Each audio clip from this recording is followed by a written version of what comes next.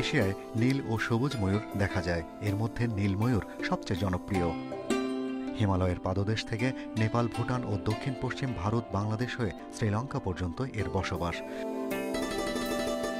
শত বছর আগেও এদেশে শালগজারির বনে বাহারি ময়ূরের বসবাস ছিল, কিন্তু শিকার ও আবাস সংকটে বর্ণিল এই পাখিটি বাংলাদেশের প্রকৃতি থেকে বিলুপ্ত।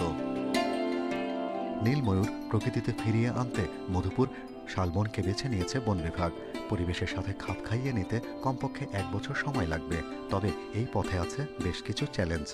কোনো প্রাণীকে প্রকৃতিতে স্থাপিত করতে চাই বা যেটা হারিয়ে গেছিল তাদেরকে ফিরিয়ে আনতে চাই, তাহলে তার কন্টিনিউয়াস মনিটরিং থাকবে। এর জন্য পৃথিবীর সব দেশেই এটার জন্য আলাদা বন্যপ্রাণী বিভাগ আছে যারা এই কাজগুলোকে করেন, কারণ তাদের নেশা এবং পেশা দুটোই হলো এই কাজ করা।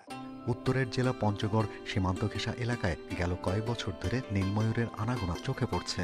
গবেষকেরা বলছেন, গ্রীষ্মের শুরুতে ভারতের দার্জিলিংয়ের বন থেকে এই ময়ূর আসে। সাধারণ মানুষ আছে, তাদের একটা সচেতনতা, একটা বিগ রোল প্লে করতে পারে। তারা যদি ময়ূরকে নিজেদের পাখি আপনভাবে নেয়, তাহলে কিন্তু ওখানে ময়ূরের আমি খুব বেশি সমস্যা দেখি না। এটা হলো নাম্বার 1। নাম্বার 2 হলো আমাদের আরেকটা সাইড পঞ্চগড়ে যে ময়ূরের আভাস এখন আমরা পাচ্ছি, লাস্ট 4-5 বছরে 2-4টা করে ময়ূর দেখা যাচ্ছে।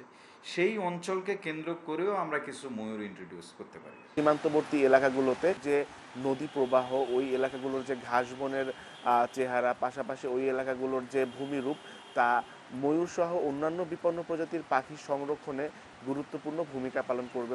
দেশে সবুজ ময়ূরও আছে পার্বত্য চট্টগ্রামের গহীন পাহাড়ি বনে। এই প্রজাতিটির বসবাস মিয়ানমার ও জাভার অরণ্যে।